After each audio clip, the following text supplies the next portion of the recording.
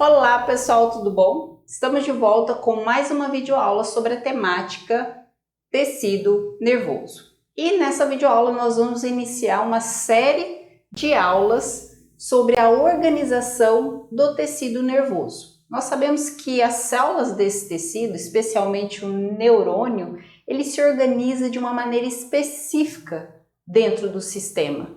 Então nós vamos iniciar e nessa videoaula nós vamos falar sobre o córtex cerebral.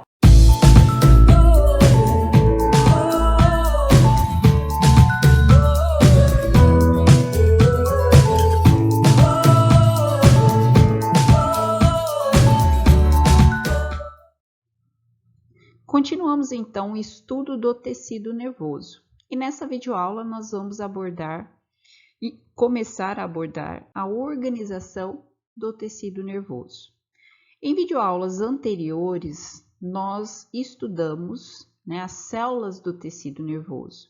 Dentre elas, o neurônio, que é uma das principais células, na verdade, a principal célula, a célula funcional do tecido nervoso. Sendo essa célula, então, constituída por suas partes, dendritos, corpo celular, onde se apresenta, então, o núcleo, o centro trófico da célula, e esse prolongamento maior que é chamado de axônio e que muitas vezes está envolto aí por uma estrutura lipídica chamada de bainha de mielina. No final do axônio temos então o terminal axonal, que são as regiões de sinapse, de comunicação com outro neurônio, outra célula ou com uma célula efetora. Enfim, quando falamos de organização do tecido nervoso, isso se dá porque no tecido nervoso nós vamos ter essas partes, corpo celular, axônio e terminais nervosos, organizados de uma forma segregada. O que isso significa? Isso significa dizer que existem regiões em que nós vamos encontrar mais corpos celulares de neurônios. E outra região do tecido nervoso em que vão estar concentrados mais axônios, fibras nervosas. Diante disso, então, nós temos a definição dos seguintes termos: substância branca e substância cinzenta. Isso significa dizer que na substância branca, e essa nomenclatura substância branca se deve porque macroscopicamente essa região nós vemos ela mais esbranquiçada devido à grande presença de mielina, porque na substância branca é que nós encontramos a maior parte dos prolongamentos dos neurônios, ou seja, dos axônios, entre meio as células da glia. Mas com porém, na substância branca nós não encontramos corpos celulares de neurônios. Isso porque essa parte do neurônio ela está localizada na substância cinzenta. A substância cinzenta, portanto, é o local em que nós encontramos os corpos celulares dos neurônios, também células da glia e alguns prolongamentos de neurônios. Sendo assim, se essa é a região em que nós encontramos os corpos celulares de neurônio, é essa região, portanto, que nós vamos ter a sinapse. Portanto, a substância cinzenta é o local de sinapse, de comunicação entre os neurônios. Nessa imagem, podemos visualizar, então, a diferença, em que na parte superior vemos um tecido com maior parte de prolongamentos de neurônios, axônios, em um corte transversal, muitos deles, e na parte inferior vemos então o núcleo, citoplasma, e alguns prolongamentos dos corpos celulares dos axônios. Nessa videoaula nós vamos iniciar falando do tecido, da organização do tecido no sistema nervoso central. E diante disso, nós sabemos que o sistema nervoso central ele é composto pelo encéfalo, e pela medula espinal. E o que nós vemos, né, no tecido em relação ao encéfalo? Quando visualizamos um corte desse tecido do encéfalo, visualizamos que a substância branca ela está localizada na parte interna do órgão, num local chamado medula. E a substância cinzenta na parte externa, na periferia do órgão, no qual chamamos de córtex cerebral. E também encontramos alguns locais internos em que nós chamamos de núcleos, que são locais em que nós encontramos corpos celulares de neurônios e que nós temos sinapses aí entre vários deles. Já na medula espinhal, percebemos que essa organização do tecido ela é inversa. Na substância branca, então, nós vamos ter essa substância branca, ela vai estar localizada na parte externa ao órgão. Já a substância cinzenta, ela vai estar na parte interna, formando uma estrutura que a gente chama de H ou borboleta na medula. E nós temos também na medula espinhal, né, o canal central, lembrando, que é o local onde nós temos a passagem do líquor cefalorraquidiano, ou também conhecido como líquor. Dessa forma, então, nós temos essa organização de tecido no sistema nervoso central. Aqui, mais à esquerda e ao meio, vemos um corte, então, do encéfalo e aqui do cerebelo. E mais à direita, vemos um corte transversal da medula. Percebe-se, então, que na região periférica encontramos, então, o córtex cerebral, que é a estrutura, a substância cinzenta aí desse órgão, e também alguns núcleos em que nós encontramos internamente ao órgão, onde nós temos a presença de corpos celulares neuronais.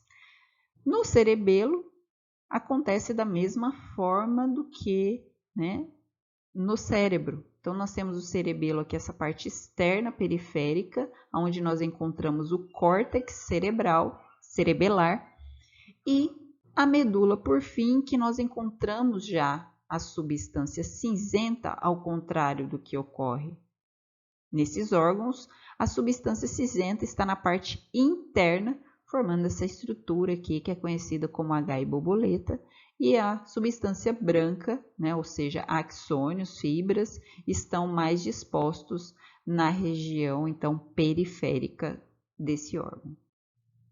Então, aqui nessa imagem, nós temos, então, a diferenciação de um corte da substância cinzenta, no qual nós encontramos vários corpos celulares de neurônios, assim como células da glias, que estão entremeadas em meio ao tecido, e do lado direito nós encontramos um corte da substância branca, em que nós não encontramos corpos celulares de neurônios, nós só encontramos basicamente prolongamentos. Então, nós temos aqui um tecido mais fibrilar, né, com presença aí das fibras nervosas, e nós temos as células da glia que estão entremeadas nesse tecido.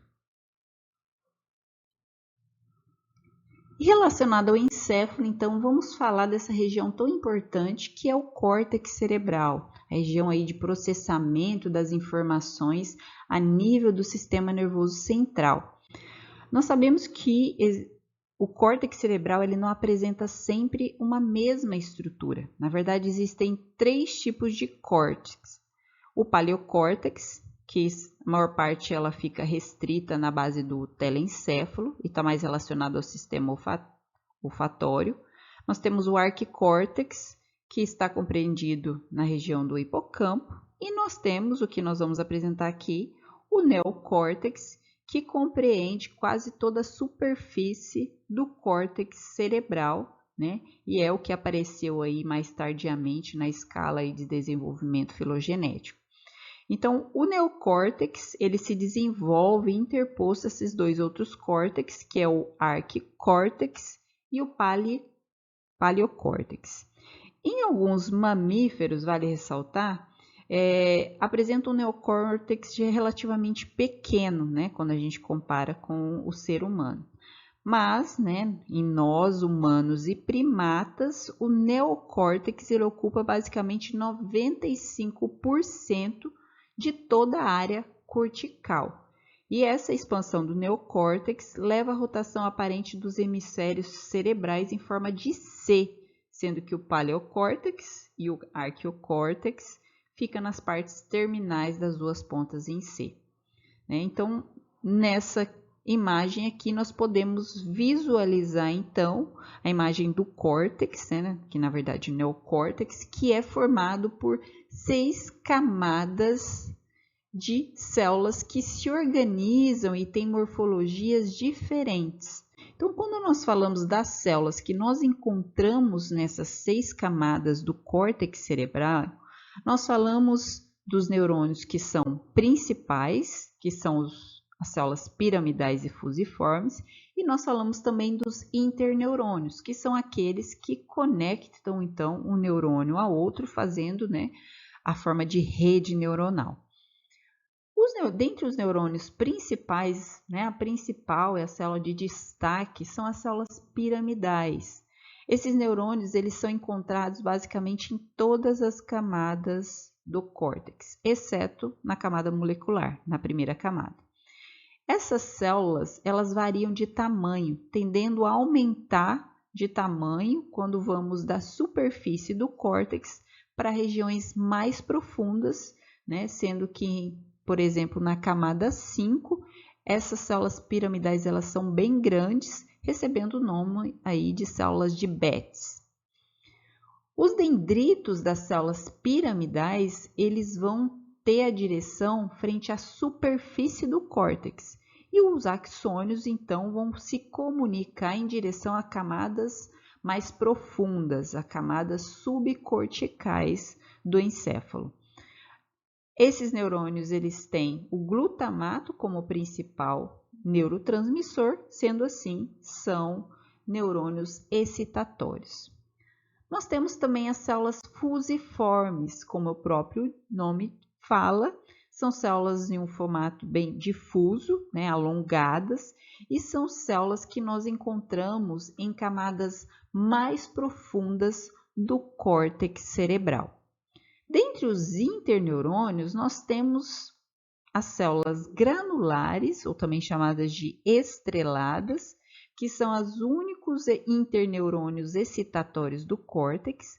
E nós temos também, mais raro, as células de Kajal, que nós encontramos na camada 1, e são mais raras depois do período neonatal, tendo como principal neurotransmissor o GABA, sendo assim inibitório. Nós temos também as células de Martinotti, que nós encontramos já em camadas mais profundas e, assim como as células de Kajal, também são células inibitórias, tendo o GABA como neurotransmissor. Aqui na imagem, né, do lado, podemos ver a imagem de neurônios piramidais. Ele tem esse nome justamente porque ele tem uma forma, né, de pirâmide triangular. Aqui nós podemos ver os prolongamentos, né, que podem se diferenciar nas diferentes camadas. Aqui nessa imagem nós podemos ver a célula de Martinotti, sendo que ela fica disposta dessa forma, os dendritos, o axônio voltado para a superfície e os dendritos voltado para regiões mais profundas. Aqui as células de Kajal, que nós encontramos na camada molecular, geralmente elas ficam dispostas de uma forma paralela. E aqui os neurônios piramidais grandes, que são chamados também de células de Betz. Dessa forma, nós temos aqui a esquematização do córtex cerebral, né, disposto em 6 camadas, e as principais células que nós encontramos nessas camadas. Então, nós temos a primeira camada, que é chamada de camada molecular. Nessa camada, é uma camada que histologicamente ela se cora aí mais suave devido ao predomínio de fibras. Aqui é uma camada que nós temos mais fibras do que células. Então, nós temos uma grande quantidade de fibras nervosas que são dispostas, né, na direção paralela à superfície.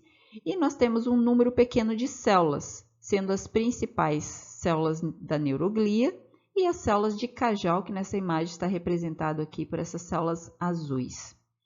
Já na camada granulosa, que é a segunda camada, a granulosa externa, nós temos aqui a presença de células piramidais. Nesse caso, células piramidais pequenas, e também encontramos interneurônios aí, células granulosas.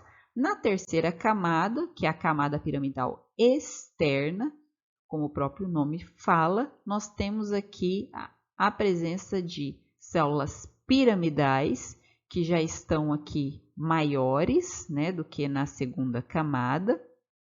E nós temos também algumas células granulosas. Já na quarta camada, que é chamada de camada granulosa interna, nós temos a presença de células piramidais e uma grande quantidade de células granulosas pequenas, né, em que são predominantes nessa camada. A camada 5, ou camada piramidal interna, né, nessa área que nós encontramos as células piramidais grandes, também chamadas de células de Betz. Nós encontramos também aqui nessa camada células granulosas e as células de Martinotti. A última camada, ou camada 6, é chamada de camada multiforme, justamente porque nós temos uma variação de neurônios, de células que são encontradas nessa camada, mas o que se destaca aqui é a presença das células fusiformes, que está representado aqui por essa célula, né, num formato mais fuso, na camada 6. Aqui podemos ver numa imagem histológica, uma coloração especial aí, em que nós podemos ver aqui, né, essas células todas cheias de prolongamento, que são células da glia, e o principal que se destaca aqui são as células piramidais, que estão dispostas aí por todo o córtex. E percebe-se que em regiões mais superficiais, essas células são menores. Conforme nós vamos para camadas mais profundas, essas células piramidais elas tendem aí a aumentar de tamanho. E aqui já numa imagem histológica, nós podemos ver as 6 camadas, né, mais a substância branca do córtex cerebral. Então, vemos aqui a camada molecular. Perceba-se que essa camada é uma camada mais clara, em que nós temos uma densidade de células que é bem menor comparado às outras camadas. É a camada que nós temos aí uma maior quantidade de fibras e que nós encontramos aí alguns interneurônios, como por exemplo as células de Cajal. A camada molecular, vejam aqui que ela está intimamente ligada à pia mater, né? A membrana mais interna que reveste o sistema nervoso central. E aqui demonstrado um vaso sanguíneo que se encontra aí nessa membrana. Abaixo da camada molecular, nós temos a camada granulosa. Como o próprio nome diz, é uma camada que nós temos, né, a presença de células granulosas, representado aqui pela sigla CG, e também de células piramidais, representados pela sigla CP. Mas aqui essas células são bem pequenas ainda, mas dá para diferenciar que as células piramidais ela tem um formato triangular. A próxima camada, que é a camada 3, ou piramidal externa, nós não temos uma amplificação dela à direita, mas é a camada que as células piramidais elas começam a ficar um pouco maiores. A camada granulosa interna é aquela que nós temos uma maior densidade de células, principalmente de células granulosas. Nós temos também a 5, que é a piramidal interna, em que nós não temos uma amplificação dessa imagem, mas a piramidal interna é aquela que nós encontramos as células de Betz, que são as células piramidais grandes. E aqui demonstrando a última camada, que é a camada multiforme, em que nós temos, além das células piramidais, as células fusiformes, os neurônios fusiformes, que nós encontramos nesta última camada. E por fim, nós vemos a diferenciação aqui, né, da substância branca, né, que já nós encontramos núcleos das células gliais, diferenciando e contrastando com a substância cinzenta que é formada por essas 6 camadas, que é o córtex cerebral. Bom, pessoal, então é isso. Foram essas referências que nós utilizamos nessa videoaula. Bom, pessoal, espero que tenham gostado. Se vocês gostaram, então deem um curtir, se inscrevam no canal e continue conosco aí nas próximas videoaulas.